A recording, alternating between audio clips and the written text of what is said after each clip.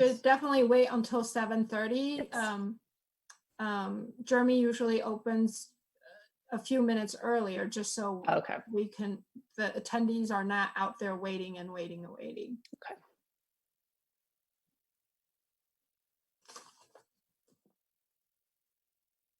If there's no attendee, then I'm not gonna read my little spiel about public comment, so.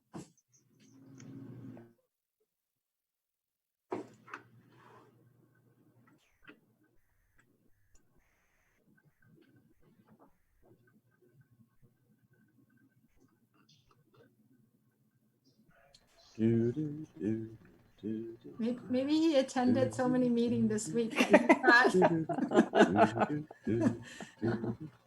Oh, There he is.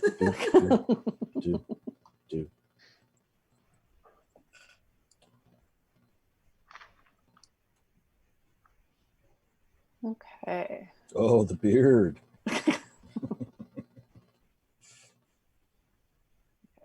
Preston, you're good? You hear us? His audio's still connecting. Okay.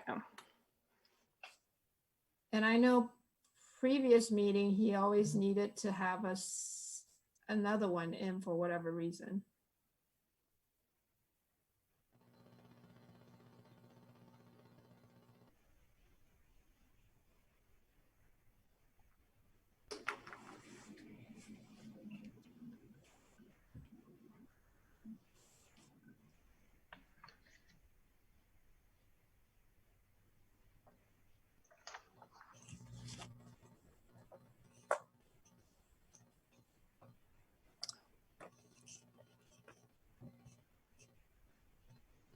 Preston, have you joined us? You're mute. We can't hear you, Preston. Can you? Okay. How about now? Okay, that's Okay. good. Okay, thank you. So All right, there's no attendee, so go ahead and start. I'm not gonna read my thing. If there's public that join later on, then I can say it again. Okay.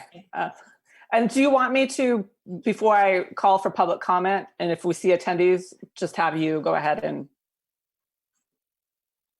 you're on mute. Yeah, if there are a lot of attendees, then I'll remind them. But Okay. I think most of everybody kind of knows now.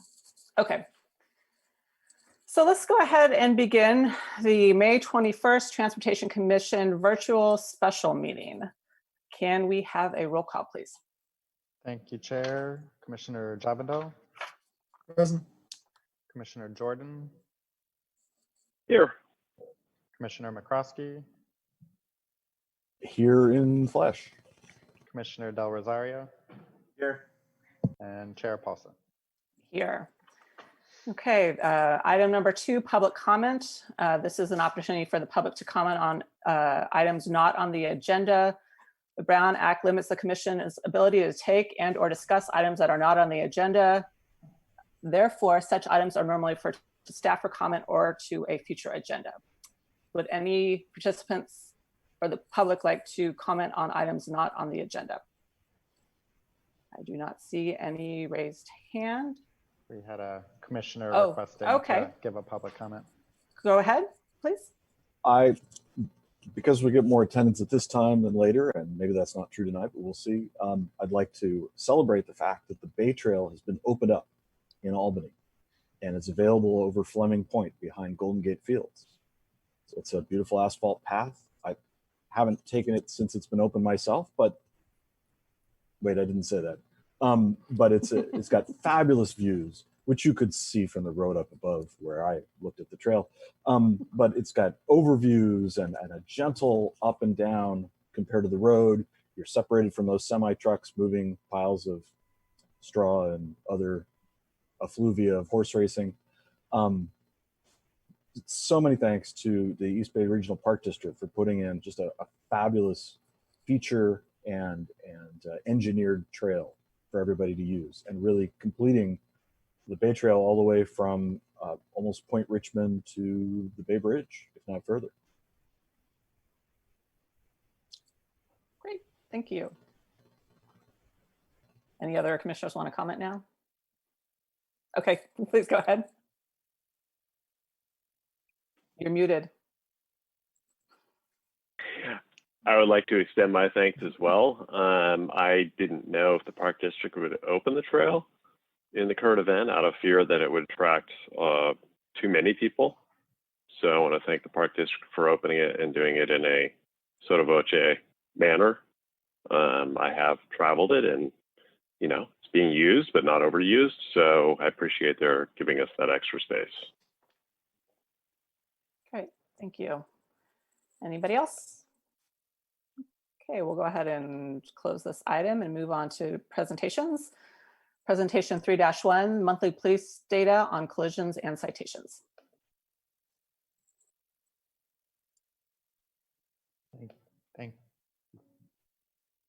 Thank you, Chair. The police data reflects significant drops in travel this past month. So from April reporting, there were 0 pedestrian collisions, 0 bicycle collisions. There were 4 vehicle collisions, 1 of which was an injury collision, and 2 moving citations issued and 0 DUI arrests. There was a question at the last meeting, and I did ask the police department regarding whether the citation information validated some perception that there is additional speeding, and they conveyed that the citations that were issued in March and April don't support that, but they advise that officers use a lot of discretion when issuing citations. They may originally give a stop because of speeding or other moving citations, but moving violations, but give a different related citation and just give a warning. So you can't make a whole lot of concrete conclusions based on that. And that concludes my police data report. Great, thank you. Are there any commissioner questions or comments? Robert? Just thanks, Justin, for following up on that. Appreciate it. Okay, and I don't see any members of the public. So if there's no other commissioner comments, and I'm having trouble, hold on. Just want to make sure I'm seeing everybody here. Okay. So it doesn't look like there are any other commissioner comments. So we will move on then to presentation 3-2, shared mobility data. Thank you, Chair. So this is from gig car share, and it also reflects significant decrease in travel as can be expected. So active member usage in the month of April was 92, and the trip starts and ends dropped to the low 200s, 208, 223. They continue to have over 500 vehicles in service in the month of April and averaged 5 to 7 vehicles per day in Albany. That concludes my report. Thank you. Are there any commissioner questions? Preston. Thank you.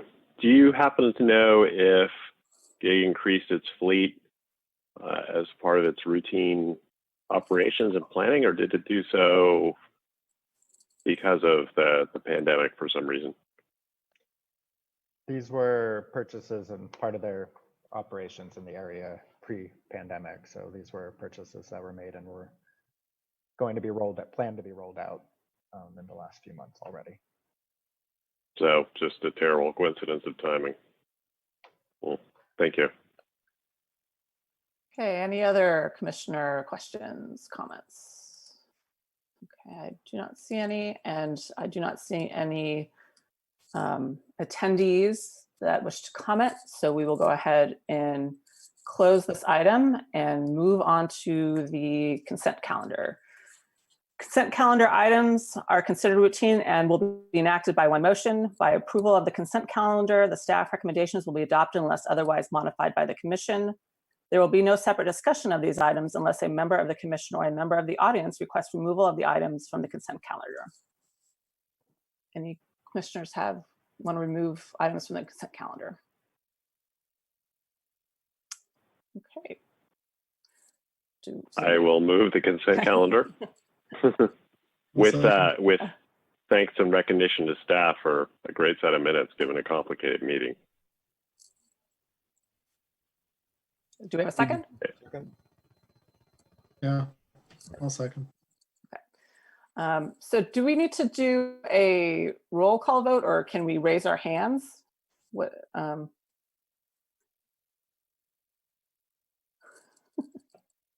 We've been asked to do a roll call vote. Okay, if you could do a roll call vote, please. Commissioner Javindal, Aye. Commissioner Jordan, Aye. Commissioner McCroskey, Aye. Commissioner Del Rosario, Aye. and Chair Paulson. Aye. Okay, moving on to item 5-1 Albany Sidewalk Program, 2020 sidewalk repairs. Staff has a presentation. I'll hand this over to Emil in Public Works.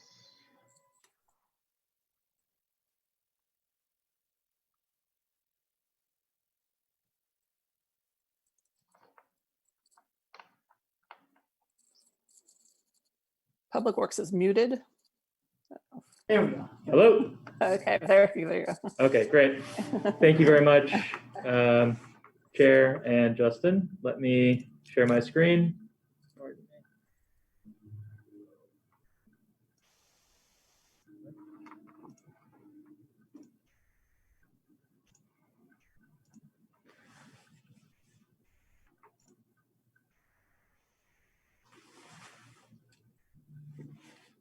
Okay, so today I wanted to talk about the sidewalk repair program. So this is for the phase 3, and we've done 2 phases so far, thus making this the 3rd phase, and wanted to give you the update as to how we are doing. So some of the images that are recurring, but still meaningful in that the city has some very old sidewalks, beautiful sidewalks, but also old, and we need to do some fixes. So I'll quickly go through what we're going to talk about, some samples of work that's been completed, take a look at the criteria and how we came to our list for phase 3, the list in phase 3 and some maps, what we are going to do, and the recommendation to council. So in some situations, in order to repair the sidewalk, we do some curvature. It's a way to preserve the tree. Had to do some root pruning, but the tree lives and the sidewalk gets repaired. So it looks like a very nice solution.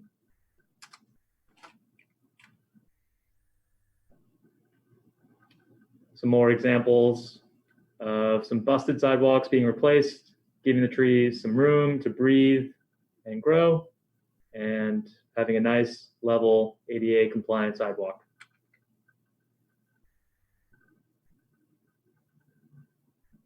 And again.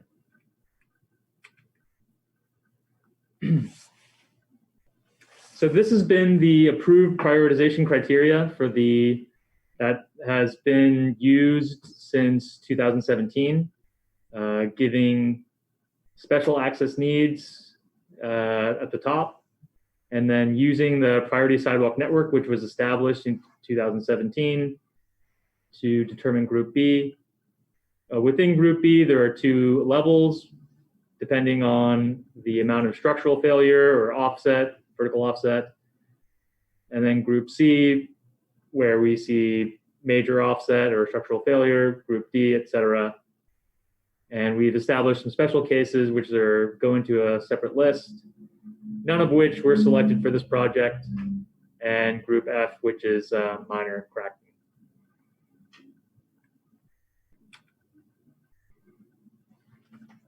So for this sidewalk repair list, we have 700 locations in our list, which were evaluated and ranked.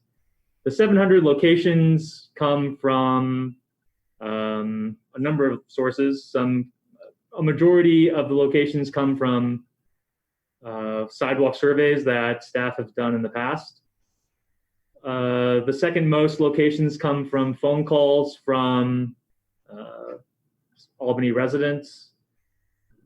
Some locations come in from PD, and some locations come in from maintenance staff or just city staff walking around Albany. We've gotten a couple of sidewalk repair requests from Vice Mayor Peggy McQuaid, which has been great. It's good to see people walking around and giving us feedback as to what locations can be better. So as I mentioned, we ranked those in the list according to the criteria which was established by this commission. And sidewalks in Group C that had a greater than 2-inch vertical displacement were given a little bit more priority.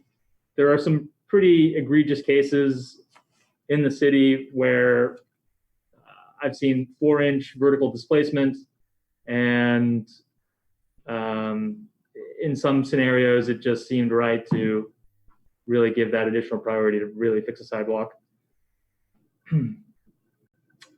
And I took over the sidewalk repair from Razu, and Razu had done a lot of designs already. So taking advantage of what he's done, but also making sure it fell within the priority list, we were able to overlap a few locations, which made it the turnaround a lot quicker and easier.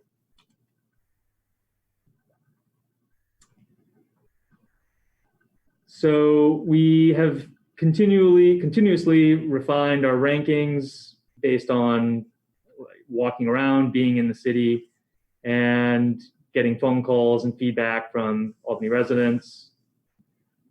In this current list, there were a lot of sidewalks that have tree conflict, so we had to get a separate process underway for those specific locations. And in this project, we selected 48 locations, and as of May 7th of this month, we sent out a letter notifying them of this meeting and the repair work.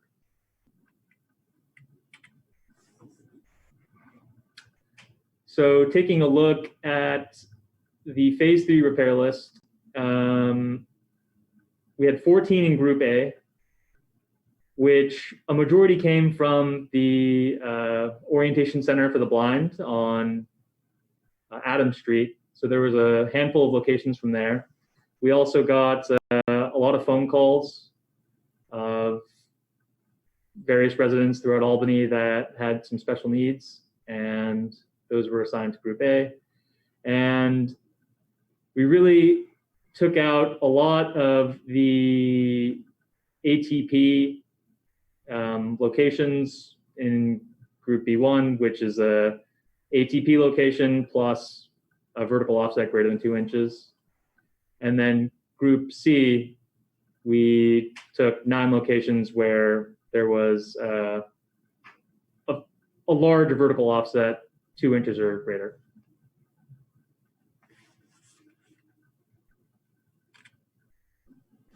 And this is the list that we came up with.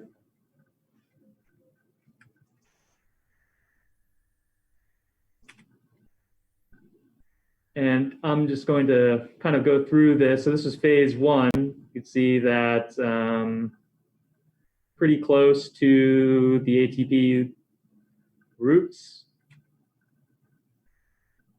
Phase 2, hitting some more of San Pablo, which is a major corridor. And this is phase 3 overlapped with the previous 2 phases. So you can see in the northwest part of Albany, we get the blue locations along Adams Street. That's for the Orientation Center for the School for the Blind.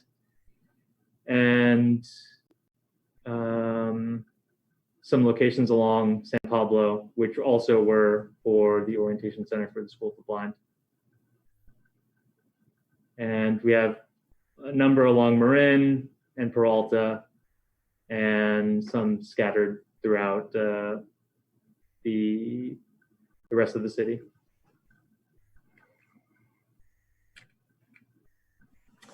So to date, we've completed the ranking. We have had our arborist, John, go out and review the sites, provide design feedback, and I've completed a preliminary design for all of the locations, and still going to finalize the design, make sure that they jive with what our arborist has recommended, and then go out to bid, obtain the bid, and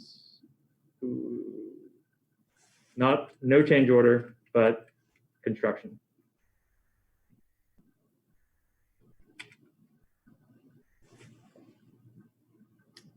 And so we're asking that the commission recommend to the city council that you can authorize a release of invitation to bid for the sidewalk improvements as presented today. And that is all. Any questions? I'm happy to go through the slides again if anyone has any questions. Commissioners, any questions? Ken, why don't you go ahead? Great, thanks. Do any of the locations include rebuilding curb cuts on corners? No, they do not. While I'm here, I might also comment, we came up with an issue recently. If you could go to your slide 6, there are various colors of cement used around Albany, and it looks like on the right here in the after, 2 different repair colors of cement were used. Right, yes. So I'm just putting in a bid for following the spec and enforcing the spec. The design guideline, or there's a better way to say that. Somebody help me out here. The Albany design guidelines? That's the specifications for the land. Yeah. Right. Yes. In sidewalk repairs, and we've been enforcing this on encroachment permits and any sidewalk restoration that contractors are to use the lamp black in the admixture. Thank you for bringing that up. That will definitely be in the, yeah. Any other commissioner questions? Preston? Yeah, of the 700 locations currently in the inventory, are all of those locations that are damaged at this moment to some extent, or does that include locations that have been repaired to some extent? That is all locations that are damaged.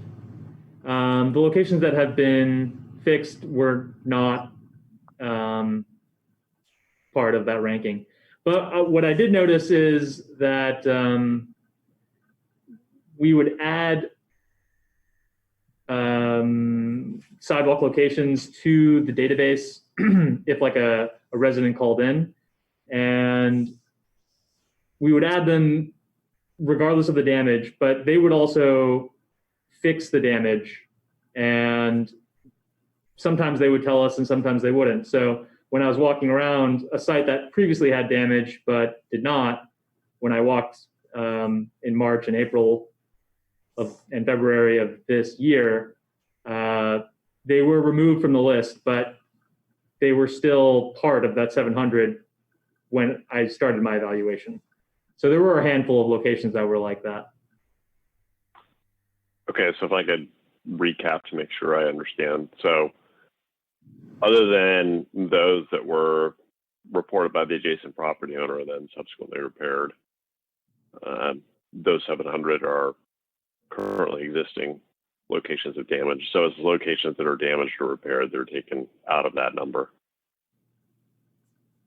Correct. Okay, great. And is there a cost estimate for this project? Yes. So the project is estimated to be around $115,000. Wow. That's pretty good for that many spots. Is that, so if my understanding is correct, the third year of Measure P1 funding is available? So it was passed in 2016. The first year of collection would have been 17, 18, 18, 19, 19, 20. I think at the time it was passed, it was envisioned as collecting a little over $200,000 a year. Is that still the case? And if so, given the estimate you just provided, does that mean that if this project comes in near the engineer's estimate, that there would be a balance in that account still available? Yes. Yes. Do you have an idea of what that anticipated balance might be? Sure. So our current budget, which includes the fiscal years 2019 and 2020, is $444,000. Excuse me. Can I jump in on that? Sure. Mark's gonna jump in. Just as a little context, the budget we have outlined in our CIP includes a mix of sidewalk tax money plus additional money that was programmed through different funding sources. So that's the number that Emil's lining out. If I recall, we're budgeting somewhere on the order of $180,000 per year. So that was, we're not fully budgeting the expected revenue. So that's where we're getting this number. When this goes to council, we'll have a more detailed line out of the funding and how much is left. But in a nutshell, we have about $500,000, on the order of $500,000 to spend now. And the idea is to do what we did last time, is get a contract, get it going, see how we're doing. If we don't want to have such a large contract where if we get a bad contractor, we're stuck with them. So to the extent that we can get a contractor, have them be productive, we will happily change order additional sections into this, similar to what we did last time, especially when they hold their pricing. So we get competitive pricing, and we know we're going to get quality. So that's sort of the model we're following. And if we get a bad contractor, we don't have to live with them for very long. Great. Thank you for the explanation. Sure thing. Other commissioner comments or questions?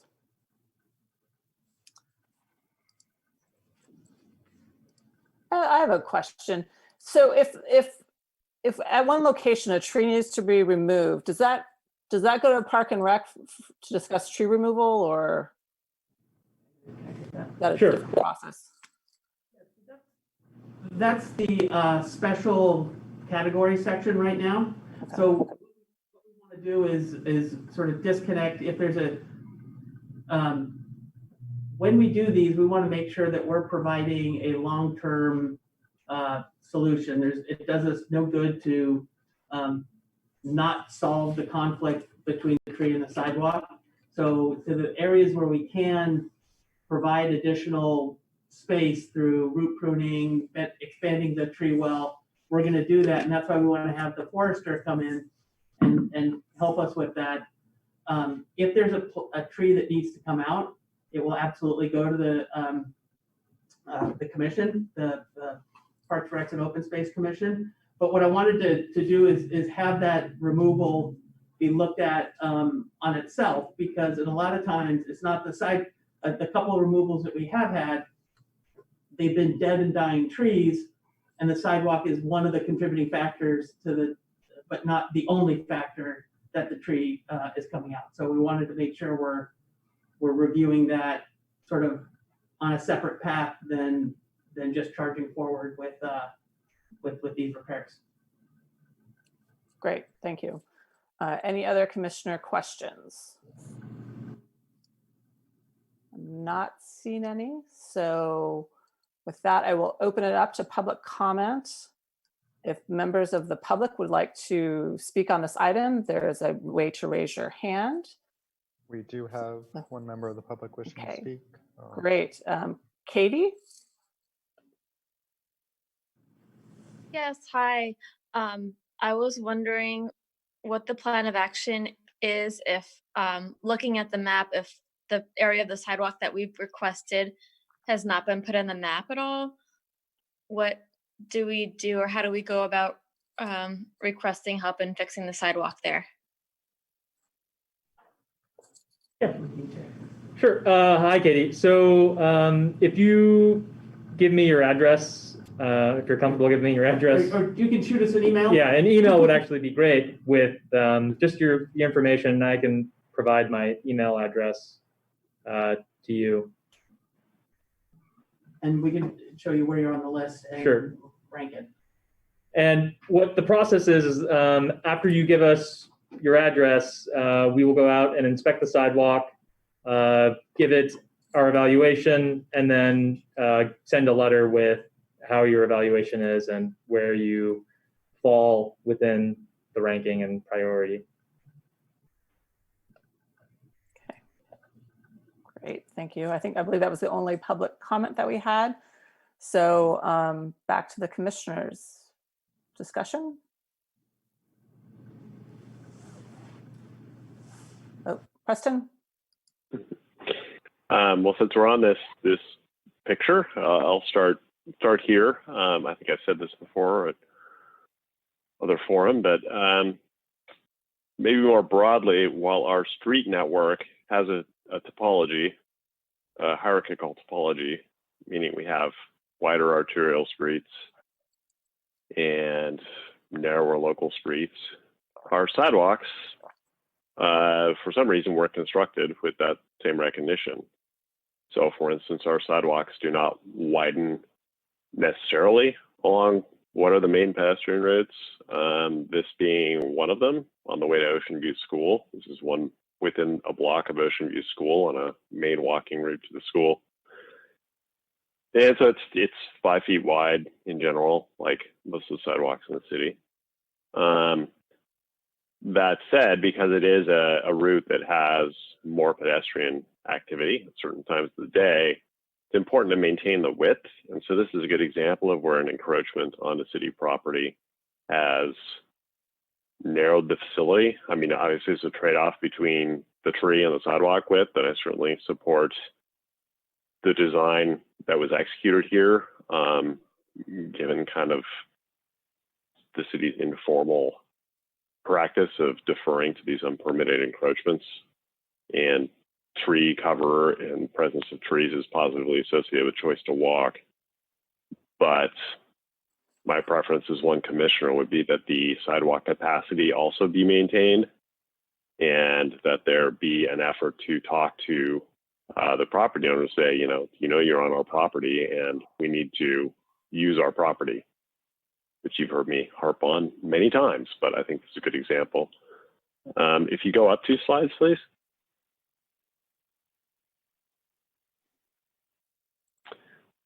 So this is an interesting location. And again, I'm fully supportive of this approach, giving the trees more space. Last time I went by this location, the tree has been removed since the repair was done, and no new trees have been planted. So I don't know, there might be a lesson learned there. I don't know what the health of the tree was, but it might be interesting to talk to the city's forester about, just a little case history here, because there might be some lessons that are helpful for going forward with the next project. And let's see. If you go to the map that has all the repairs shown, if you would. So as I raised before, there was, I guess, what I'll call, for purposes of giving it a name, phase 0. This was done, I believe, it was the spring of 2016. It was built as a pilot project for the city to decide if it was comfortable with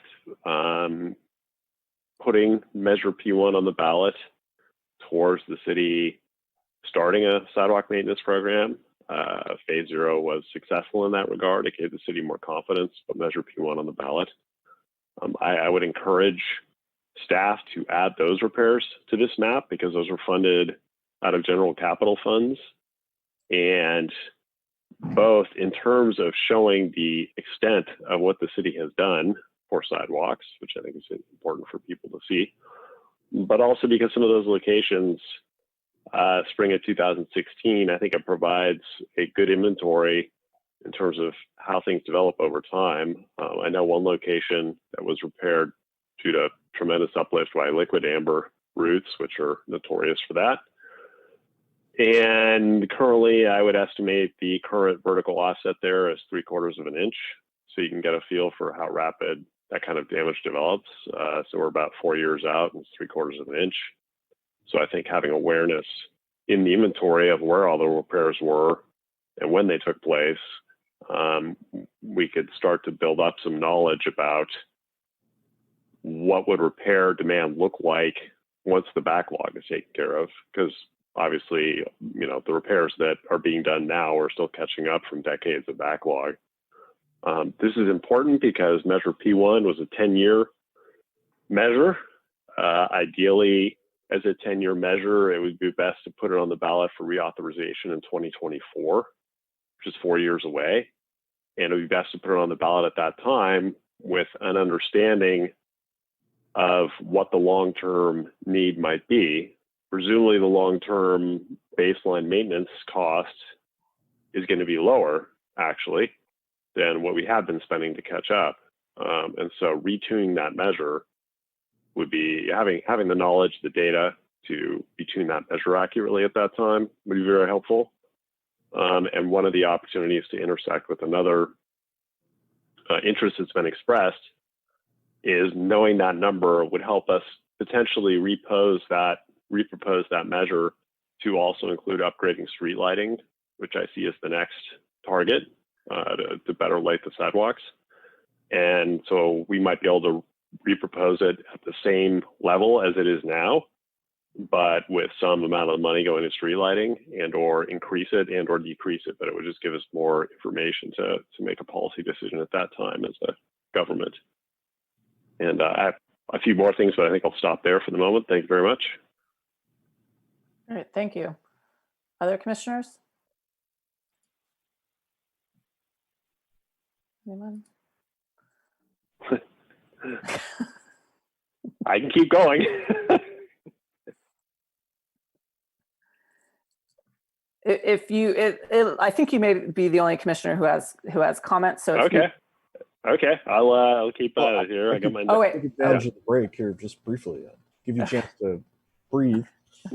I just want to check in. There was a mention of an overall sidewalk survey being done, and is that still in the works? And when would that happen? Yeah, so we're drafting a final contract with the surveyor Beneficial Designs. It was approved by council earlier this month, and right now we're working on contract details. But we are planning on getting an overall sidewalk survey done by the end of the year. We have a deadline for the ADA settlement to have it done by the end of the year. We think we can get it done with plenty of cushion. So the idea is having them start in June or July, and which means this will be done by the end of the calendar year. Terrific. Thanks. Just wanted to check in. Sure. Okay. Let's go ahead. Yeah. Thanks for raising that there have been some repairs done by adjacent property owners. I know one location in particular that I was curious about was on the east side of Santa Fe, south of Washington.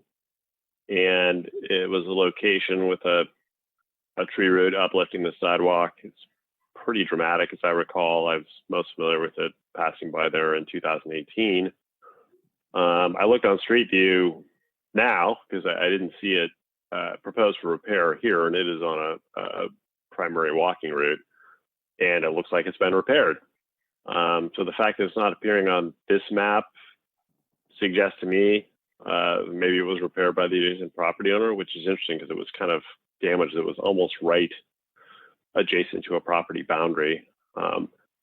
This is a heck of a quiz, but do you happen to know by chance if that was repaired by the adjacent property owner? I don't have that information currently, but I can get back to you on it if you just give me the address. You can send me an email and I can take a look at it. Happy to, thank you. More generally, and this, I know there's a data stream because it's one of the data streams that I use to make the case for Measure P1 in terms of its scaling, its magnitude, or in other words, the amount of money per parcel. The John Ehrlich in the building department, to my shock and amazement, I talked to him one time and he gave me an Excel workbook of encroachment permits year by year going back, I don't know, 15 years, from which I was able to extract sidewalk repairs. So there is a data stream, at least for encroachment permits, where those are applied for.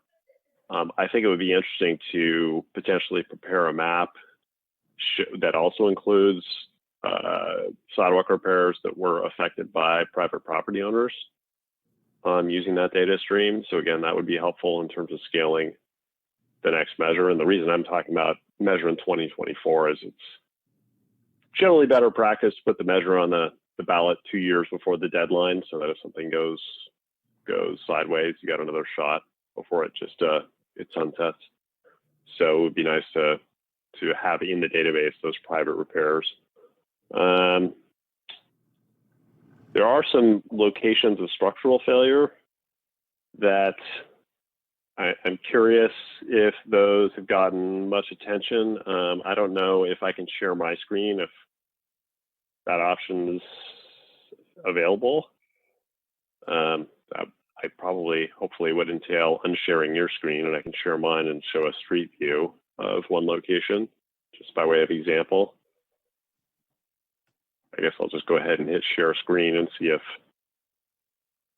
the host disabled participant screen sharing. So I guess I can't actually. Yeah, no, that permission's not granted to me. So I'll describe in words this particular location of, I presume, what we referred to in the database as structural failure. In fact, it's failure to the point where there's less than half the sidewalk width left. It's failed, and the broken up pieces have basically since wandered off into their own direction, so that the sidewalk there is functionally only 2 feet wide. There's not many of these locations around the city, but it seems like if we do have an opportunity to update the criteria are, to my memory, really predicated on uplift and not horizontal width of the sidewalk, that we might want to include that, because I think with the criteria the way they are, I don't know if that spot is ever going to rise to the top of the list. But I would be interested in hearing public works staff, based on its knowledge of the criteria and the process, extemporaneously say a few things about where such a situation would land in the priority sequence, given the current priority criteria. You can go ahead and try to screen share again, Preston. It should work. Oh, okay. Hey, look at that. Okay. You have control. All right, I'm trying to switch over to will it. My machine's a little slow, pardon me. But maybe while this is coming up, the public works. Yeah, well, here we go. So here you can see this location here. It looks like at least half the sidewalk is gone. Now, it might be that the far edge is overgrown, but I think actually where this vegetation is running is actually representative of where the sidewalk is gone. The vegetation is growing up in bare dirt. So you can see this choke point right here. Again, probably about 2 feet wide. So essentially impossible for a wheelchair user to go through readily. So Commissioner Jordan, I actually, this location was one that I inspected, and I mean, that if you go around the corner even to, I don't know what the cross street is there, but I mean, it's bad on the other side as well. I spoke with the homeowner who's a very nice person, and you're right. Based on our current criteria, this location did not fall in the top ranking, even though there are some problems there, and I agree. This is my first time running the sidewalk program, but I definitely, I live in Albany, and I do want to make some changes to the prioritization criteria. And I think that once we get the sidewalk survey from Beneficial Designs, who we're getting a contract with, I think it's going to be a lot easier to find these locations and rank them, because they specialize in ADA compliance. And, with the guidance of the commission, we're looking to rebuild our prioritization criteria, and we're going to be focusing a lot more heavily on ADA barriers. So I agree. Focusing on the ATP is nice, and it's nice that we had some sort of structure. But I think in future phases, maybe not in phase 4, because we might start phase 4 before we get the survey. But after we get the survey and we understand the city's needs, we're definitely going to work with the commission and try to update our criteria to really capture areas like these. Great. Thank you. Yeah, I'm quite excited to see the survey, as I'm sure Public Works staff are as well. That's all I had, except for one anecdote that keep the motivation. I unfortunately spoke to somebody in Albany that tripped in a location. I'm not going to say where, but on sidewalk damage. And I think about 3 weeks ago, as she represented it, she fractured her knee, her elbow, and her hand. Oh. And, it goes to the importance of this work. So thank you very much, Public Works Department, for undertaking this work with such diligence and professionalism. The reason I raise this is because, unlike our roads, where, there's various state programs that provide for, and I think even mandate, collection of collision data and construction of a statewide database, so that we can have a more data-driven understanding of the risk of our roads and where to mitigate that risk. There is no such thing for sidewalks. So even though sidewalk damage causes tremendous damage to people, and another anecdote, since there's some new Public Works staff, which I think is actually great. There's another individual I spoke to years ago, about 4 years ago, who owns a business on Solano. She tripped on damage on Solano that has since been repaired, I'm happy to say. She was not able to catch herself with her hands. She hit her chin on the pavement. It slammed her mouth shut so hard that it fractured teeth in her palate. Over the next 6 weeks, 6 months, she said she had to have $20,000 worth of dental work done, and she wasn't sure she was done. So again, the reason I'm stating this is because oftentimes when you don't have data, then there's no problem. So the lack of systematic data collection on the hazard of poor sidewalks puts sidewalk users at a inequitable disadvantage to road users where there is that uniform data. So all we really have are anecdotes, but I want to share those to really keep the motivation high. So thank you very much. Great, thank you. All righty, any other commissioners have comments? Okay, Robert? The first location that Commissioner Jordan mentioned, is that location on the list? No, the first location's not. The first location being the one that we're looking at right now, or? Where the injury happened. He mentioned 2 locations, one on Solano, and then the other, he didn't mention the location, but is that location on being considered at least? I don't know what location he's talking about. So how about this. I will find out the location. The individual mentioned it, but I don't have enough specificity. So thank you. That's a very good point. I will connect with that individual, get the specific location, and then confer that back to Public Works. And I will That'd be take a note great. of that, but don't forget. Great.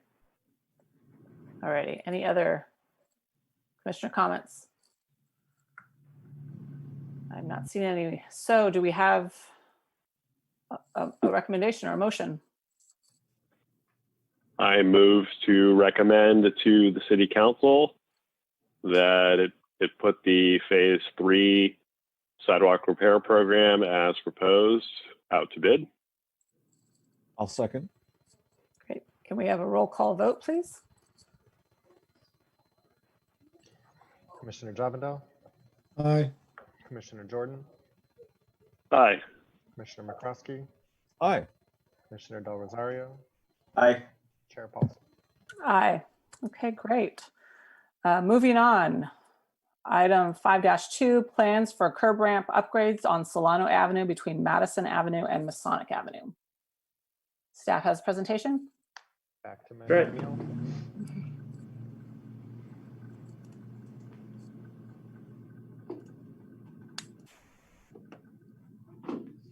Okay.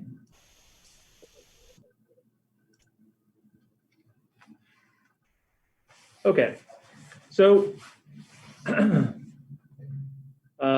this is a presentation to kind of clue or just bring everyone up to speed as to some curb ramp upgrades or corrective maintenance that we'd like to do for Lower Solano Avenue between Madison and Masonic. So this is just a few curb ramps as they are. And as you can see, they're a little cracked. No truncated domes on some of them. The one in the top right has some severe slope and accessibility issues. So, and I think, you know, most people that live in Albany would agree that the curb ramps as they are right now could be improved.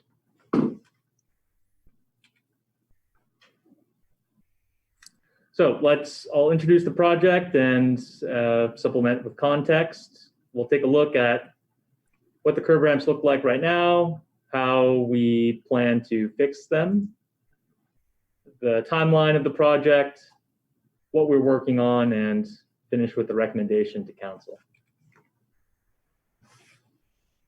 So in December of last year, council approved an ADA settlement agreement, which committed the city to correct accessibility barriers. And part of that correction was along Solano Avenue. And the plan to fix or to take corrective action was parallel to the settlement. So Mark had been working, had already had this project in the pipeline, and the settlement kind of brought this kind of up to speed and made it happen, catalyzed it. Can I bring in a little context? Yep.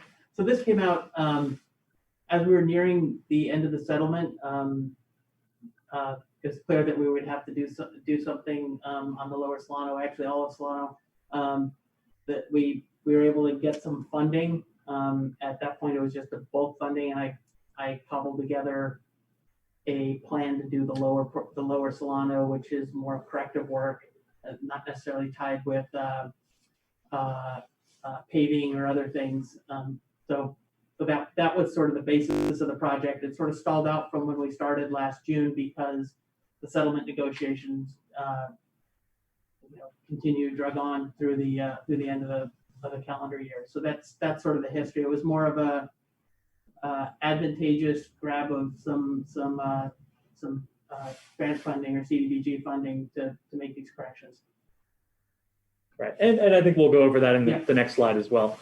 But the settlement, I mean, it just laid out that the city shall provide accessible curb ramps along all of Solano Avenue from Madison to Masonic within 2 years of the effective date, which is December 2019.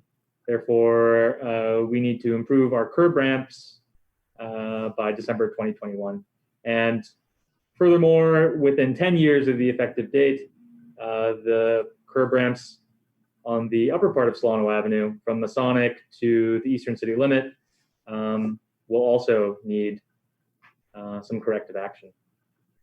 And also, as I mentioned on the first, there is just a need to improve the city infrastructure. So Mark had already kind of talked about the settlement, and during the settlement discussion, there was also an opportunity to receive a community development block grant, CDBG grant, to fund a project making corrective repairs on curb ramps. So we have money coming in to repair the curb ramps, the settlement also on 2 parallel tracks and kind of tying together neatly with this project. But the funding expires this year, so we are on a tight timeline. Although the settlement does give us until December 2021, we want to finish this project by December 2020. And also, as I mentioned in the last presentation, we have the sidewalk repair program, which this ties in and complements the ongoing sidewalk repair program. And it is in line with the city's sustainability values of making the city a walkable place.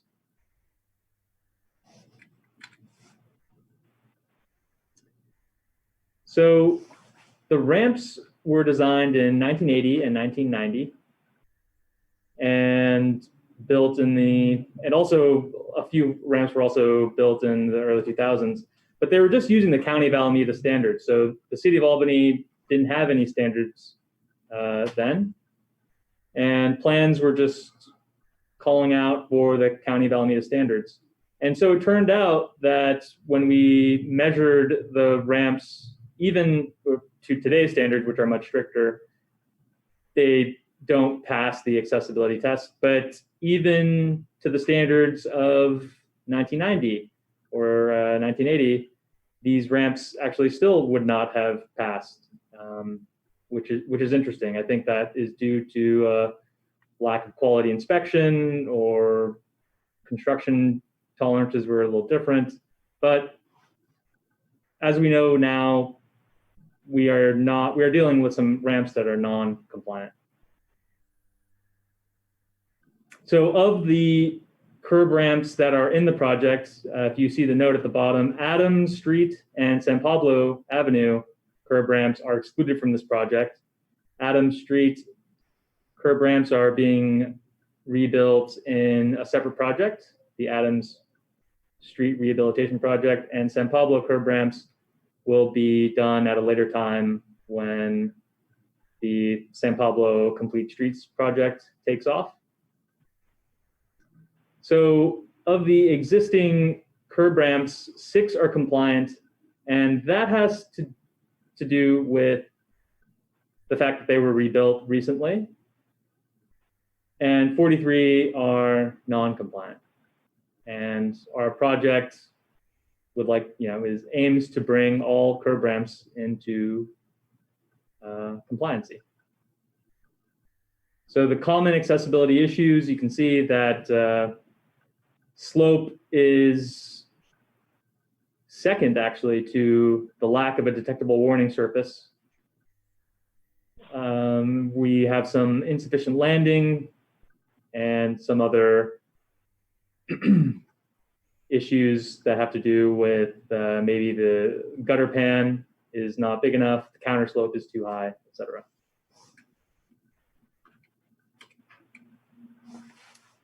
So we are using 2 strategies to make the corrective repairs. We're going to redesign and rebuild 10 of the curb ramps. The curb ramps, which curb ramps designs, which are part of the agenda packet today, were sent out, and we're currently working with Overcamper and Associates, a civil engineering firm. And we began working with them in April 2019. And these designs require a little bit more thought. They require actual topo and survey and accurate measurements. The corrective work on the remaining curb ramps, as we'll see on later slides, is essentially just rebuilding the curb ramp as it is, but to today's standards. There's a lot more room, and it should be more routine construction.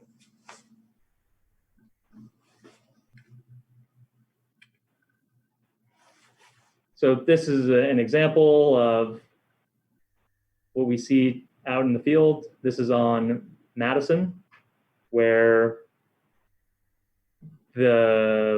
I'd say the bulk of the design effort is being focused. And we have on the right the 90% design as proposed by Overcamper.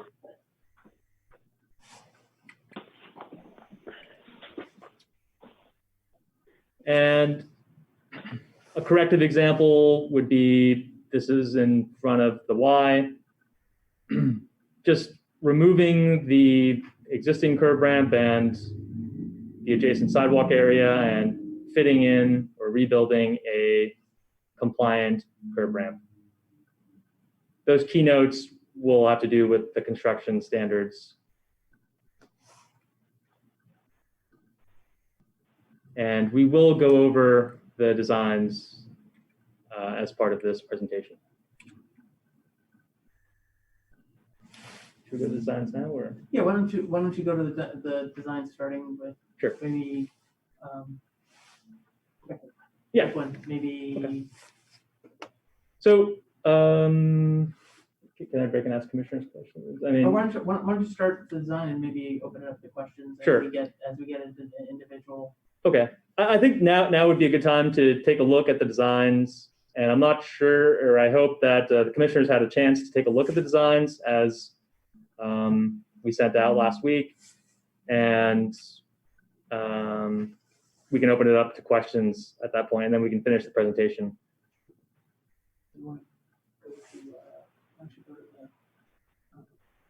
Yeah, I mean, we'll start at the beginning.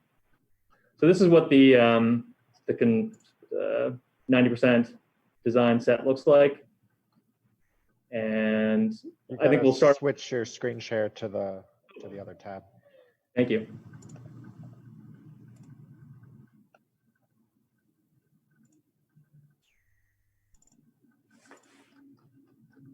So this is what the set looks like right now.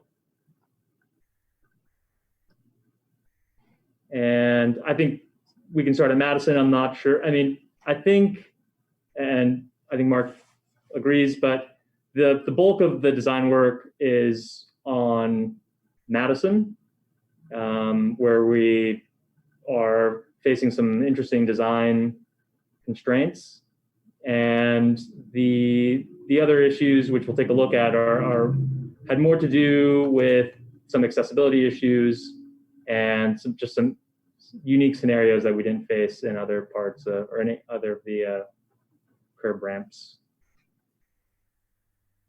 So let's just start at Madison Street.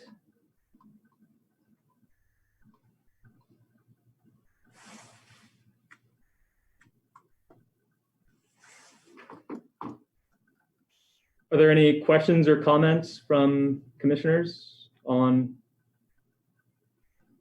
Madison Street designs? Question. Yeah, okay. Well, so procedurally, I'm not sure how to do this. I mean, I don't know if you want only questions. I don't know, there are questions, comments, suggestions, kind of all intermixed. So I'd look to the chair and to staff as to how you want to do that. It's kind of tricky because we're going to go through them one at a time and we want to take public comment. Public may have comments on these as we go, but we don't necessarily want to open it up for public comment at each intersection. So I'm not quite sure. Not too much of a, yeah, go I ahead. think maybe we should do general questions now, and then go to the public to see if they have specific comments about specific locations, and then maybe go back to the commission with specific going through, if that makes sense, because I agree we should hear from the public if the public has comments. Okay. Unless somebody has a suggestion for a different way to approach it. We're already gonna build into the No. Okay, so I guess just general overarching questions. Okay, Preston? Yeah, I mean, first, okay, question. So is this sort of detect, but good to get confirmation that the intent might be to put this out to bid at the same time as the sidewalk repair, with the potential for the same company to maybe win both and get that economy of scale? Am I discerning that intention correctly, or is that not actually what's planned? So they're not going to be exactly lined up, I suspect. I think we have more work to do on this project to get it out to bid than the other one, but they'll be, our anticipation is to have them go to council in July. So the same, hopefully the same contractor, especially if it's a good one, who gets the sidewalk project will think, gosh, have some economies of scale, and that will be reflected in their bid. Great, thank you. I noticed in the minutes, and I think I must have missed this somehow, but in the Washington item from the last meeting, in the minutes, it says that the truncated dome mats that have been installed, more recently, not recently, were by the 2015 Caltrans standard, and that the mats installed in the Washington project would be by 2018 Caltrans standard. As you've heard over and over from me, my interest is the friction coefficient going to be higher on the new mats than the old mats? Is that, and not having really known about those standards before, is that in those standards that the 2018 standard has a higher friction coefficient than the 2015 standard?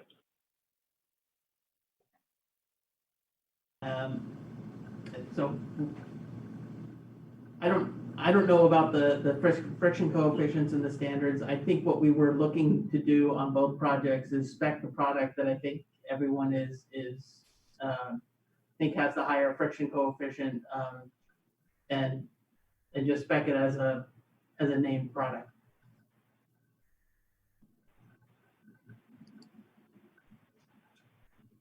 Sorry about that. Incoming call. Yeah, I think that's a great approach, because I think what I heard prior to reading those minutes was that an ASTM standard was specified, and not being familiar with that ASTM standard, and if I recall correctly, ASTM standards were behind a paywall, so I couldn't access it. I wasn't sure that would meet the need. So thank you for going the product specification route. And I think generally, we are going to implement, as Mark said, that specific product specification, as well as the lamp black concrete admixture will definitely be in the specification. Okay, any other general overarching comments, questions, staff? Robert? Thanks. I saw that it was, I guess it's a bit serendipitous that the block grants and the settlements sort of timed out okay, that we can use the dollars to improve these crosswalk locations. My question is, well, I know that these are well utilized locations, intersections for pedestrians. Certainly Masonic is. What was the original intent of the block grant? Was it prescriptive to locations, and is there work that we're not doing, or was it more general that we were able to use it for this purpose without having a trade-off? So this was, I think there's a trade-off, but it was more of coming from a countywide pool. So this was not money that we had that was reallocated. It was money that the sort of on a larger scale they were looking to reallocate, and I put a little proposal in and got it. Oh, that's great. It's good to hear. Okay, other general overarching questions? Okay, so not seeing any, so I'm going to go ahead and open up for public comment. For members of the public that would like to speak, please go ahead and indicate that you would like to speak by raising your hand. You know, I am not seeing any members of the public that would like to speak now. So I will close public comment and then go back. We'll go back to Commissioner, or I guess staff presentation / Commissioner question comments by location. So. Yeah, Preston? Yeah, as a process suggestion, rather than have staff go through each intersection, you know, ramp by ramp, it might be that there's some ramps that nobody has any questions about. So we might do it by, you know, okay, does anybody have comments on Madison? If somebody raises their hand, we move on. I think that's a great idea. Do we want to just, so we'll just read off the intersections, and then if commissioners have questions, they can raise their hand and we can, does that sound good to the staff? That sound good? Sounds great. Yeah. Okay, okay. Oh, okay, so I see. Then, yeah, okay. So maybe I'll kick it off with the southeast corner of Madison. And I get to my notes here. My comment there was that the tree well is not proposed to be expanded there. So this is actually the demo drawing. I don't know if you can go to the construction drawing. Grading or concept? With that one right there, yeah, thank you. So I was inspired by the design at Adams in Solano, which is a separate project in which staff kindly sent to the commission for review in the stead of having, I think it was a March meeting. And in that project is proposed expanding out the tree well substantially.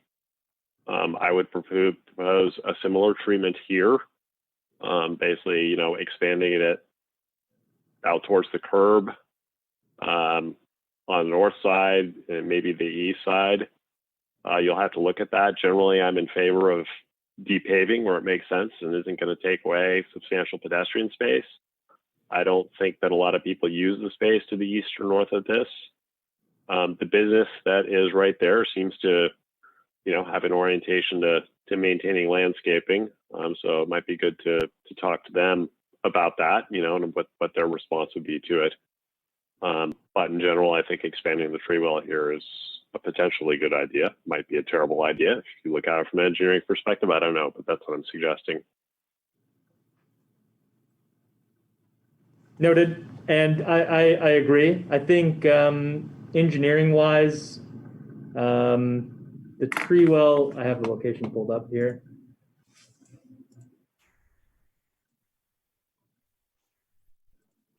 I think it could actually help with some of the engineering problems because I'm familiar with the slopes there.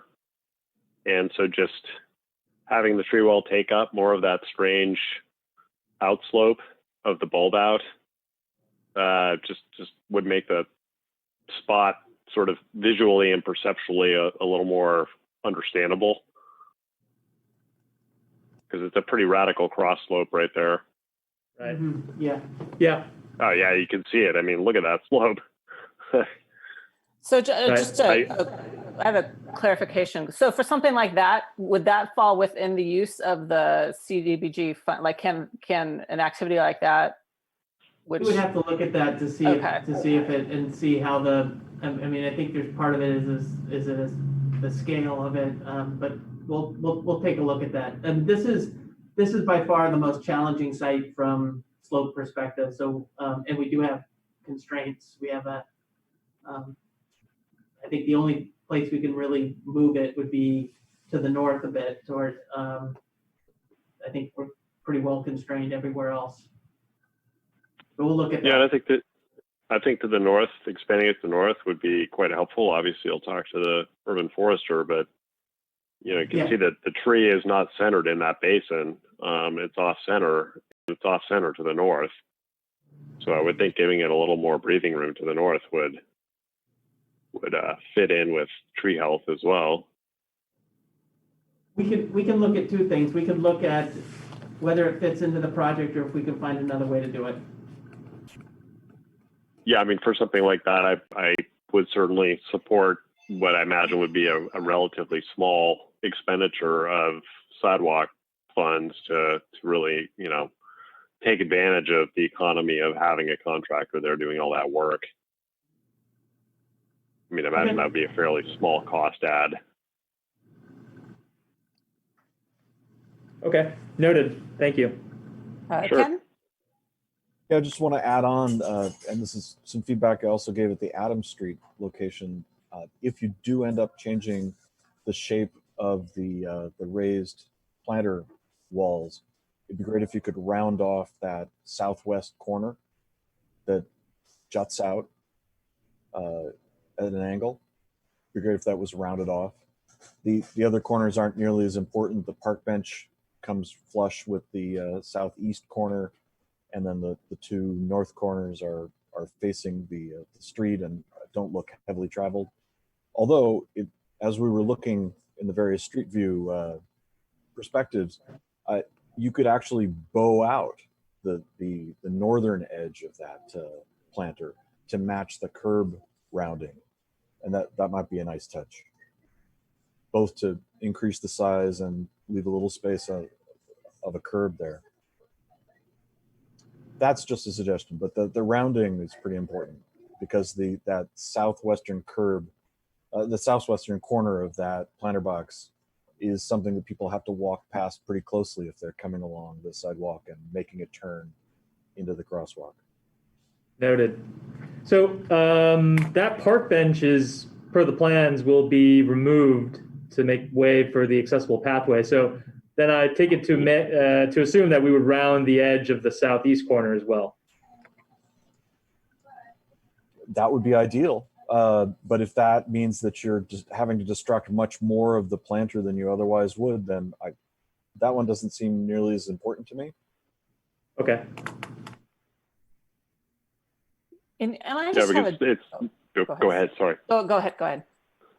Yeah, I was just going to say that, when you're thinking about it, the general rule is corners where there's more pedestrian traffic rounding the corner, or pedestrian passing, turning around a corner, those are the corners that are more important to radius. And so that southeast corner, other than people maybe parking there or something, getting out the driver's side and walking around, is very low traffic making that turn around that corner. Got it. One general question that I have, and it may be because I don't review engineering schematics that often, so it's sometimes a little challenging to read them. But with the Washington Avenue, when we were looking at those sidewalk improvements, there was a couple instances where there was we called it the wedge. A wedge was going to be constructed that a lot of us felt was a tripping hazard. And I just want to confirm that we won't see any of that sort of construction on this stretch. Like we're not. Do you understand what I'm? Yeah, we will not. No wedges. No wedges. No wedges. Okay, that's great. So just to nail the point home, because there were wedges shown in the 90% design, but on situations like on Madison, this wedge at the northwest corner and the northeast corner, we will remove those and in favor of the modified case C, Okay. which is just flush all the way through. Okay, great. So any other commissioner comments about this location? Yeah, I was just curious. I didn't perceive from the drawings that at those northwest, northeast corners that those were actually raised wedges, because it's already flush basically there. I think these are being rebuilt because the curb is actually too steep a slope. Unless I'm mistaken, it doesn't look like there's actually wedges included in those.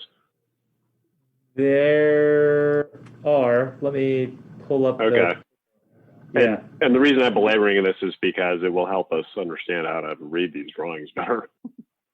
Right. So if we look at the topo, it's not a full like 6-inch wedge, but there is a raised curb there. So, and so it was going to be more the design that Commissioner Jovendell, I think, described previously. We were trying to figure out if we could make them work, which is a flared wedge, flared on the backside, as opposed to what was originally proposed in the Washington design was like what exists at Brighton and San Carlos, which is a vertical sided wedge.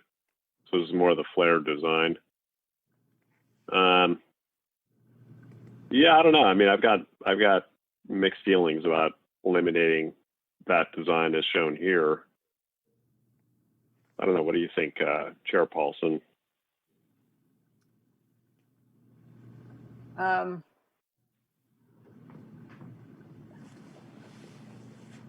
just don't like the wedges. I'm open to.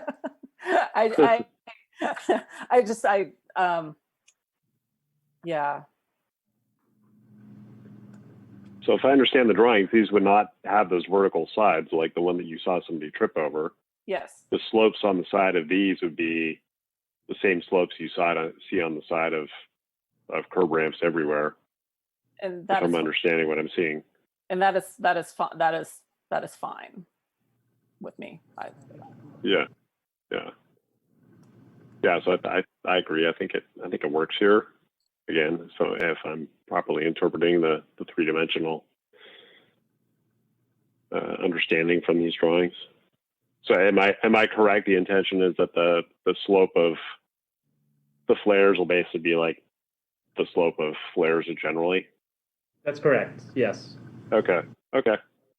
But it is important to note that you won't see a 6-inch differential between the top of curb and the flow line. I mean, this looks like it'll be a 2-inch. It'll be like a 2-inch wedge, not your 6-inch curb. I'm not sure if that. Yeah. So maybe that isn't great, actually. I don't know. I'm kind of curious what Commissioner McCroskey thinks. He's got a good feel for, if it's only 2 inches high, how does that strike you? It strikes me as okay in this situation. I'm not seeing a lot of people. I'm not picturing a lot of people cutting diagonally across the. But I'm also having a hard time visualizing it tonight. I'm sorry, and so I'll turn it over to Robert, who raised his hand. Well, just a question on it. Is it painted red? Yeah. We could paint it red. There were no plans to paint it red, but we can paint it red. 2 inches seems like a small, it's and it's hard to figure out how you're supposed to navigate that. You're right. There's no diagonal crossings, but it's still possible that people would go that way.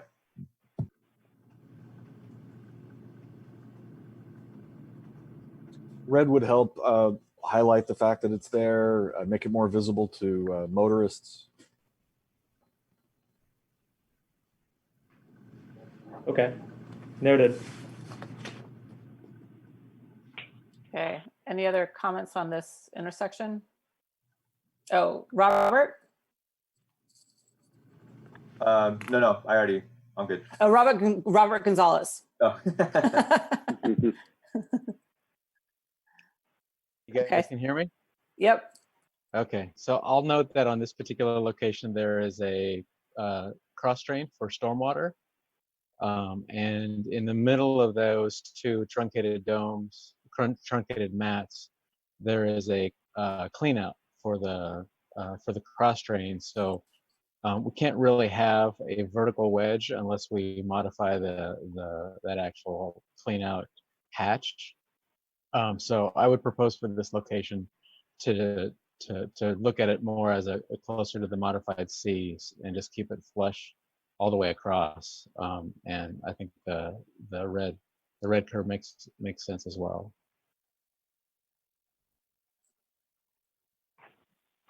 Okay, now I'm confused. So keeping it all the way flush would be eliminating what we see here, if I'm understanding correctly. Well, what I'm looking at the street view on my screen, I just pulled it up, and in between the truncated domes, we have a clean out for the storm drain. So I just don't know if we're going to be able to do a wedge. So I think that was okay. Right. So Yeah, and that's not reflected on the that particular drawing that we saw. It is, but it's grayed out as part of the existing. No. Right. But I mean, it's not taken into account in the proposed geometry. So I don't Yeah, support okay. painting red if there's no physical obstacle there. I do support having the truncated domes in the current configuration so that they're discrete signals for where to cross. mhm. Yeah, and I agree with that. Okay. Presuming that's allowed. Okay. Any other comments about this intersection? I'm not seeing any. Let's move on. Staff, do you have everything you need from us for this? Yes, so it sounds like we're going to keep the domes as is, but we're going to make it a modified KC and paint it red between the domes. Not at this look. Not Well, at it seems like the two corners are different Oh, okay, because of the cross drain clean out. got it. Okay.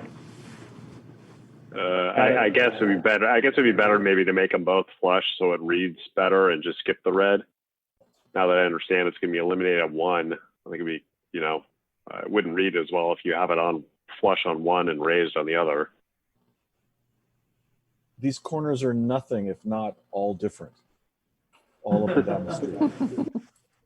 Right. Consistency is great, but you can see it as we're seeing now. The wedge shape is much larger on the northeast corner.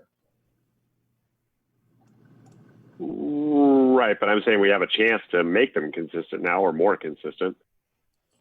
Yes, I don't know.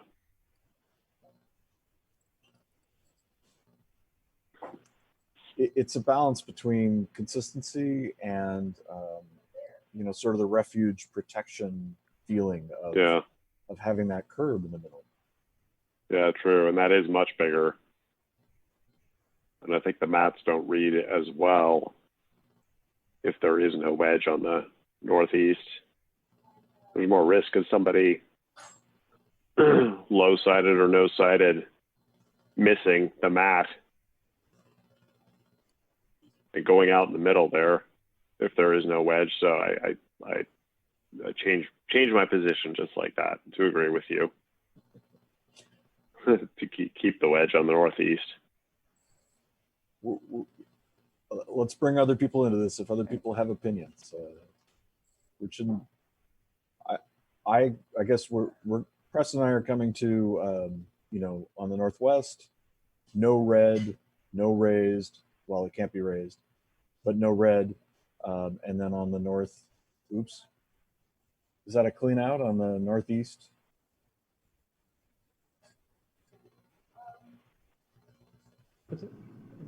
Yes. But that one looks like it's going to be right where the dome mat is. I don't know. I can't tell from the. Can you wiggle your cursor around where you think that box is? Yeah. Yeah, so it does clip the edge of the domes. But that. But so can the wedge be built there, given that the clean out is there? Yeah, it's the same issue. Same issue. Oh, okay. All right then. That answers that. So both sides no wedge then, is that because of these clean out boxes?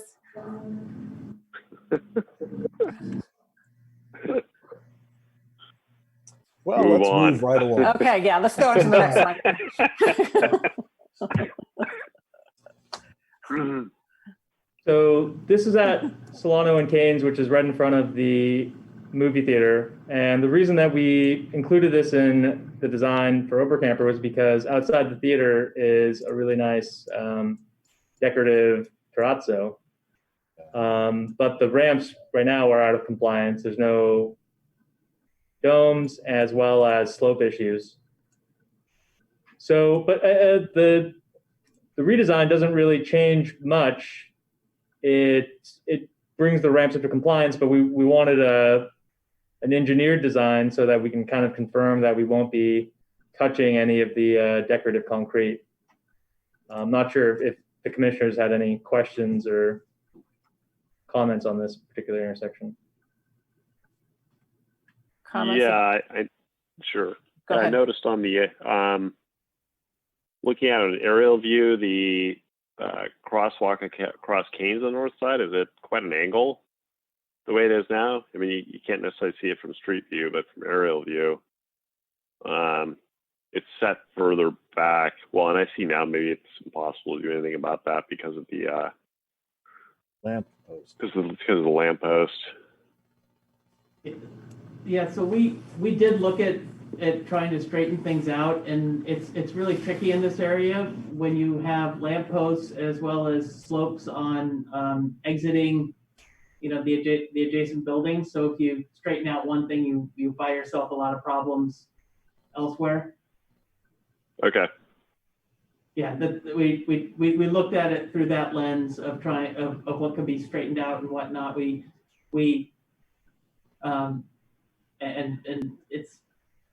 it looks like there's a lot of space, but when you lay everything out, it gets complicated fast. Is the ramp on the northeast corner that's at the other end of that crosswalk, is that on the list for non-engineering design reconstruction? That on the is, east side of that northern crosswalk. yes, that is a corrective design. I'm kind of wondering if, yeah, okay. I'm kind of wondering as a part of that, if that could be moved, that ramp there could be moved north. Because it's kind of out of line with the line of travel anyway.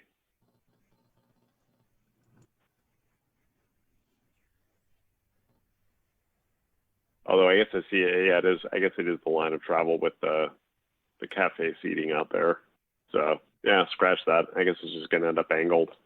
Yeah, to stay angled. When you start getting into each one of those locations, it gets there's a lot of things like that out there that yeah.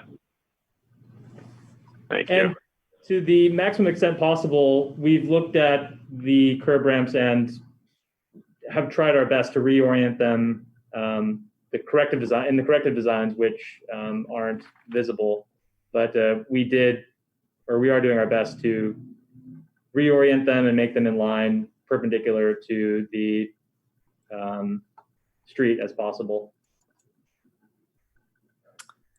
Okay, any other comments about this intersection? Okay, why don't we move on to the next intersection?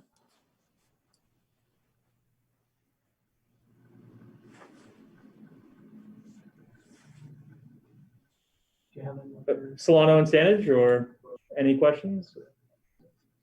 You maybe go to the Google. Oh.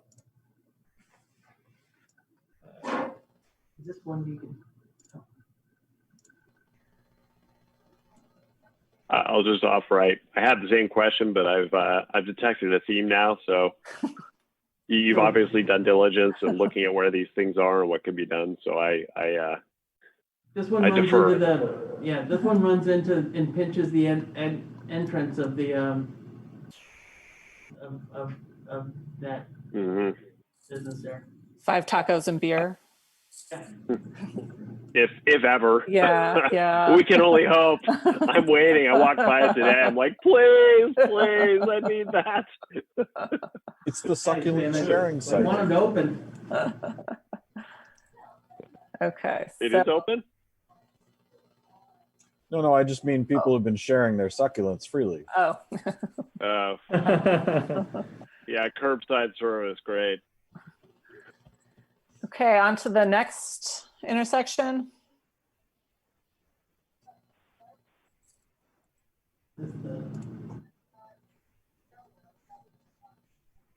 Oh, wait. Is the next one Cornell? Yes. Yeah, okay. Yeah, I have no questions for me. Okay, other members, other commissioners? Okay, I think we can move on. Actually, I wanted to Okay. talk about the encroachment on the south. Yeah, that's a The good one. southwest. So we went with Oberkamper to design this one because in the existing condition, there's not an accessible path of travel from the from Cornell to the top of the curb ramp, the landing. So we're going to talk to the Y about repurposing this DG landscaping, which conveniently someone is walking on, and to convert it into sidewalk. I think that's district property, Yeah, Oh, school district property. school district property, Okay. yeah. Okay, Okay. thanks. Nice catch. Okay, I think we move, any comments? We move on. Talbot. Talbot is something that we'd like to also talk about because so the existing curb ramp has been rebuilt recently. I don't know as part of which project it got rebuilt, but it's currently in compliance. What's out of compliance is the access from the north side to the curb ramp. There's not enough turning radius or an adequate landing pad to turn to access the curb ramp. And we're dealing with an encroachment from this landscaping.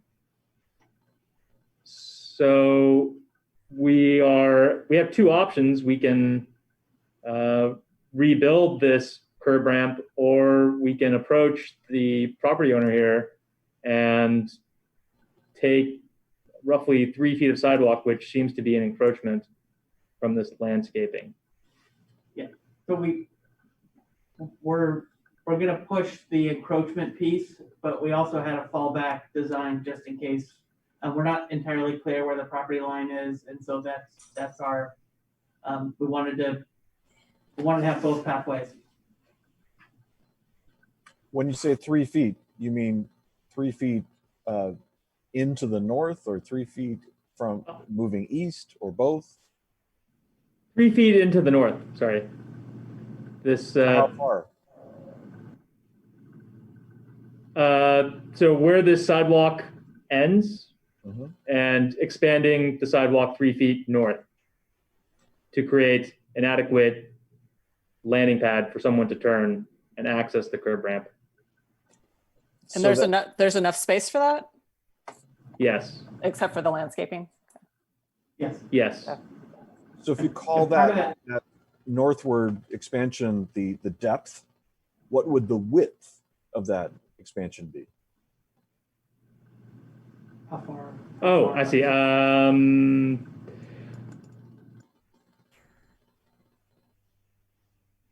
We were thinking it would be up to this construction joint. Yeah. So 5 feet. Okay. But we have to do some work to confirm the location and so of property line and confirm that what we think is there is really there in terms of space that we can use.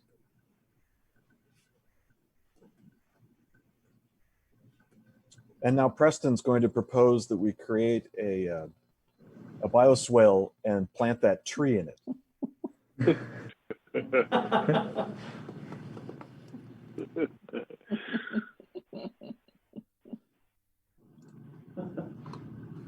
I don't know if staff is asking for the commission's preference between those two alternatives, or if staff has a preference. I think you said your preference is to our preference, take out the landscaping.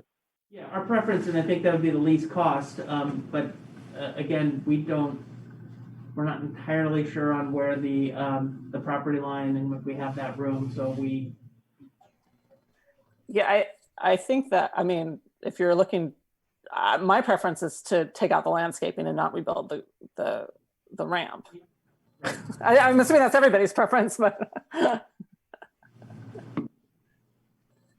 Yeah, I mean, I think it's worth expressing because it doesn't go without saying. I mean, some people, might opt the other way, particularly on other commissions. But I think in the context of Solano in particular, it's a more urban and seeking to be in a more and more urban context. And so in that way, in some ways, I think not having that type of landscaping right there is moving more in the right direction of what Solano is.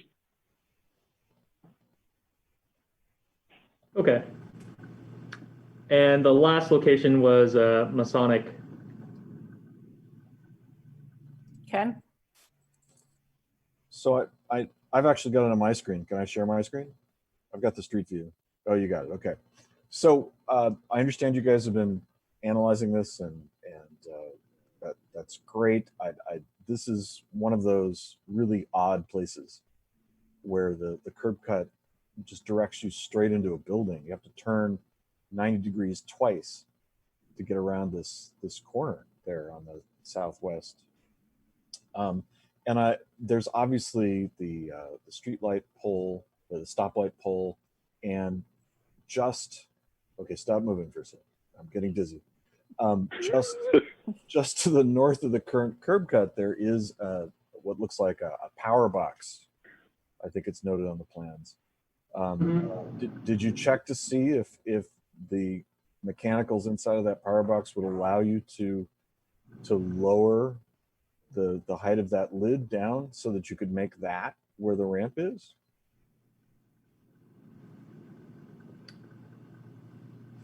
We did not look into that. We can look into it. We'll look into it. Yeah, it's hard to get a good street view, but if you look at this location, this ramp is just really out of the flow, and any improvement would be a big improvement. Noted. But we can talk about the encroachments because I think it's the same issue on that. Another funky thing about this location is the number of encroachments from the property owner here with the decorative trees and bench on the plans. I mean, in order to achieve ADA compliance, we would definitely need to remove this from the sidewalk to achieve our 4 feet of accessible walkway. Yeah. Those are located in the city right away, right? That's correct? Yes. I mean, it's not like they're on private property, so yeah. What about the terracotta planter at the stoplight pole? Is that a city planter or is that a tenant? I suspect it's not ours. That's kind of in the way.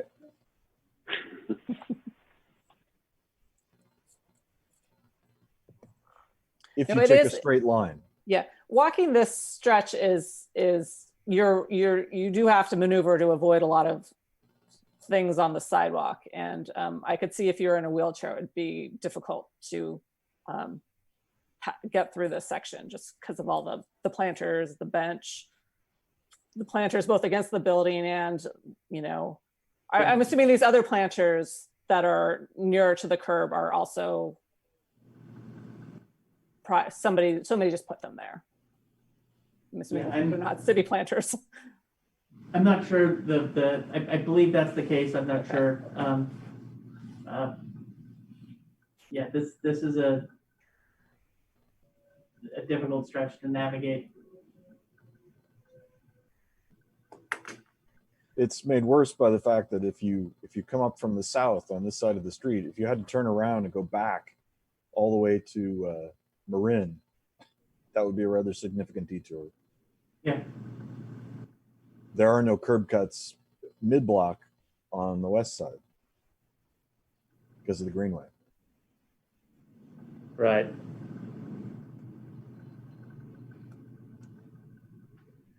Okay. Okay. Did staff want to talk about other portions of this intersection, or that was the main? That was the main part of it. Yeah. Other commissioner comments about this intersection? I think I skipped the part where I said thank you for all these considerations and bringing this to us. Thank you. Yeah, you're welcome. Thank you for also providing feedback and comments. Okay, so I think yeah, and I want to join Robert in thanking you for finding this money. You're modest. I think I read somewhere it was like $800,000 or something, and it was I don't know what Albany's usual block grant annual funding is. I think it's more in the order of 100,000, and that this is money that was languishing unspent from other cities' block grants, which is how that program works. And so, you know, tremendous thanks to you and Public Works for somehow finding out that money was there and getting it. You know, I mean, and I'm not saying this selfishly for Albany, but it's money that's there. It should be put to work somewhere. So thank you more generally for finding that money and finding a good use for it. And it happens to be Albany, which obviously I think is even better, but mostly just putting it to work. Well, we're feeling a little bit of the time pressure right now. It doesn't come without strings. So we gotta get moving. Okay, so does staff, you have everything you need from the commissioners? Think so? I think so, yes, thank you. Okay, great. So we have, does somebody want to make a motion? I will move that the commission recommend to the council that it put the Solano ramp project from Madison to Masonic out for bid. I'll second that. Great. Can we have a roll call vote, please? Commissioner Javendo, Aye. Commissioner Jordan, Aye. Commissioner McCroskey, Aye. Commissioner Del Rosario, Aye. and Chair Paulson. Aye. Great, thank you. Can I just mention that, Preston, you didn't say with the changes suggested? Is that material? I suppose we could add that in there. And those changes were exclusive to Madison, if I recall correctly. So those changes would be well, I don't think we need to specify the removal of the wedges because it turns out that's necessitated by what's out there. So, which was pointed out by staff. So kudos to staff, deference to staff on that. So the only change is really the expansion of the tree well, if I'm remembering correctly, that came out of our considerations. So yeah, so if we add in and rounding the corners, expanding the tree well and rounding the corners if possible. Yeah, the staff was going to check to see if money could be used for the tree. Yeah. So yeah, so I guess we can leave that. without caveat. Yeah, it's probably better to leave it out of the motion and leave it in staff's hands, maybe. Okay. I don't know. What do you think, Commissioner McCroskey? Oh, Chair? I was going to say I'd leave it in staff's hands. It's fine with me. Okay, so I don't think we're amending anything, so I think we're all set then. Okay, so we will move on to item 6, announcements, and time check 9:19. We can do it, folks. Okay, item 6-1, update on strategies for improving physical distancing on publicly owned right-of-ways. Good evening, Commissioners. This is Jeff Bond. I'm going to respond to this one. So at your last meeting, you made a range of suggestions about public distancing at the Bulb and along Masonic and Memorial Park, among other things. And as you might suspect, there's a range of opinions and discussion in the community about both your suggestions and other suggestions that people are putting forward.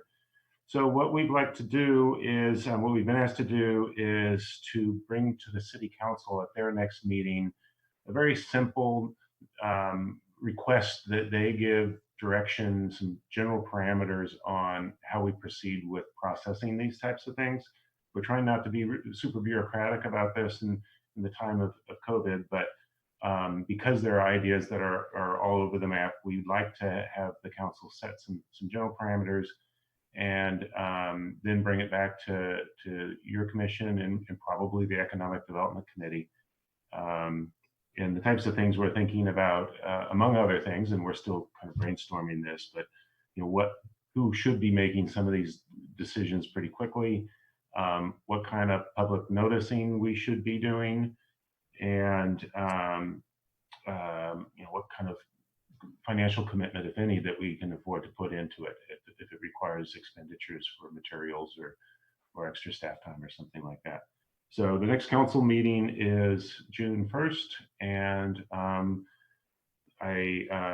if things go as we would hope, and well, what would be likely recommending, the Economic Development Committee would probably kick it around at their next meeting, which is June 4th, and then we'd bring it to you at your next meeting, which I'm forgetting the exact date, but it's on the agenda. So that's the plan of addressing this, and I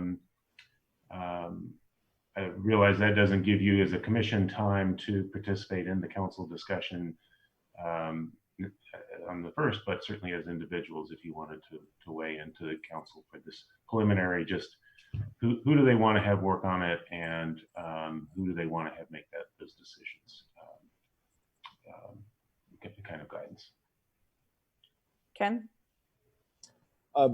Jeff, under the current rules, if a restaurant, which is something we didn't talk about, if a restaurant wanted to take over, or get permission to take over, I should say, several parking spaces in front of their restaurant to provide more social distancing space for diners, is that something that could be currently handled under our system?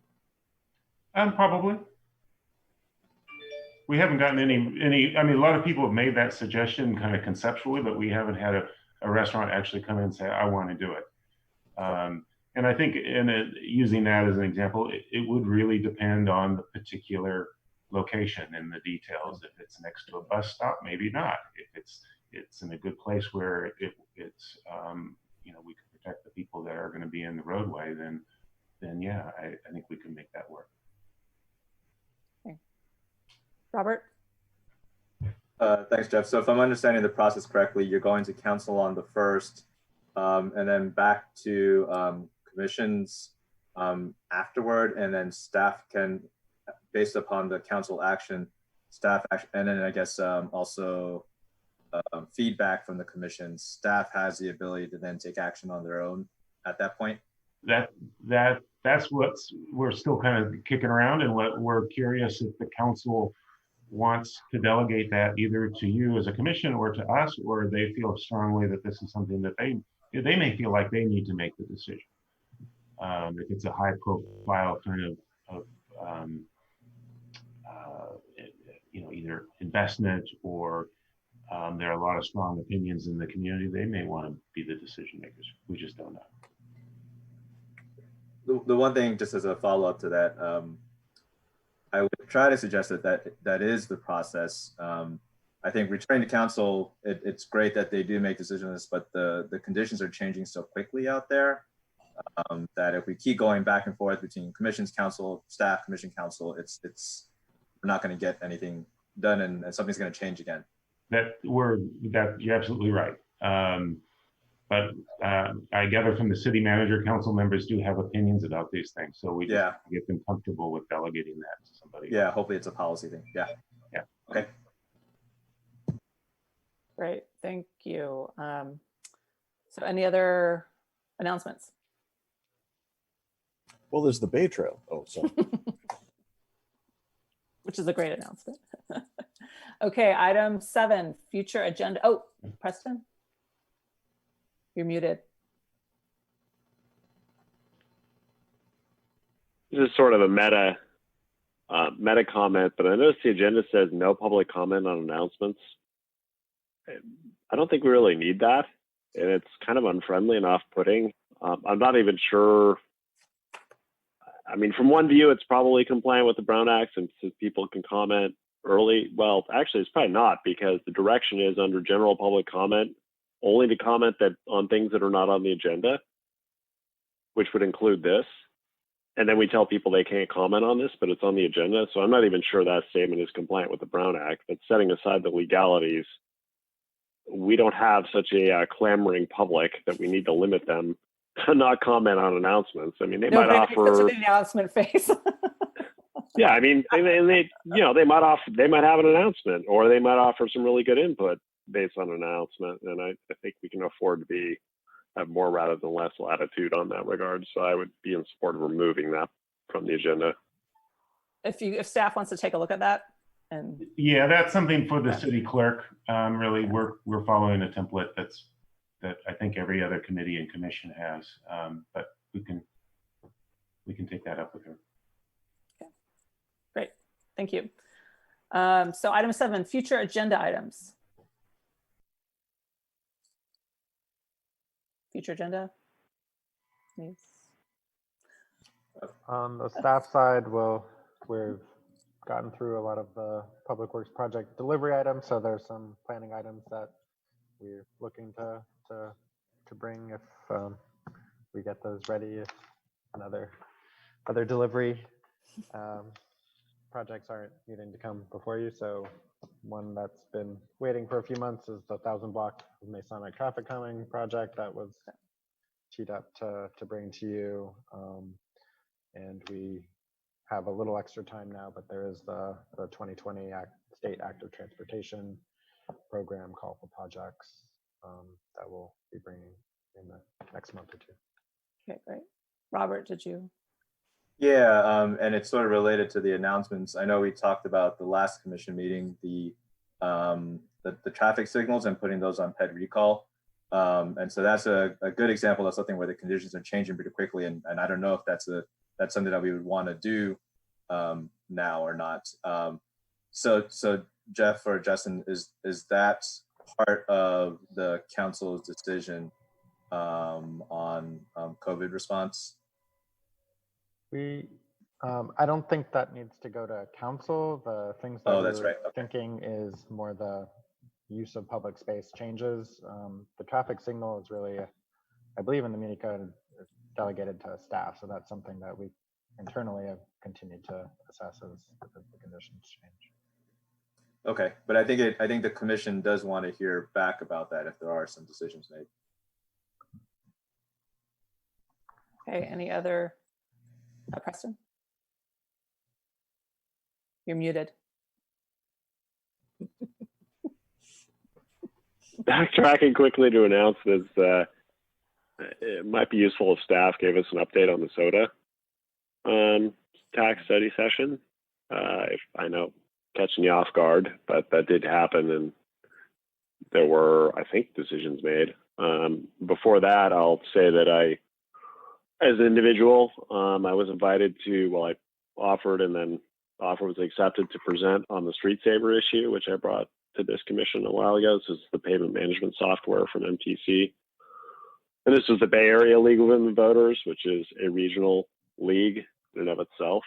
So it's the appropriate body in the league for regional, and they were extremely interested. They referred it to their transportation subcommittee.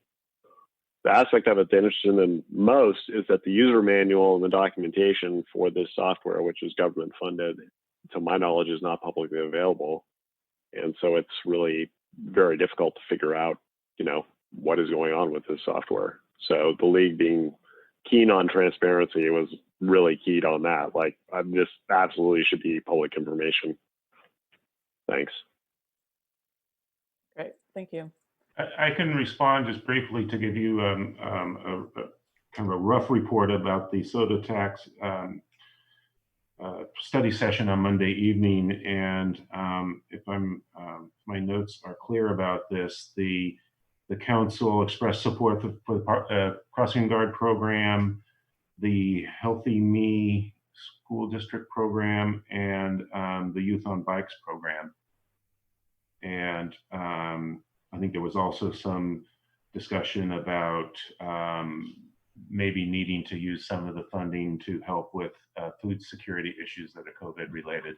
And that's kind of a monitor the situation and see how things are evolve in the next few weeks and months. That is an accurate description of the meeting. Okay, so any other future agenda items? Okay, if not, then our next meeting will be Thursday, June 25th, maybe at City Hall, maybe on Zoom. So with that, I'll go ahead and adjourn. Take care, everyone. Thanks. Thanks, everyone. Bye. Thanks, staff.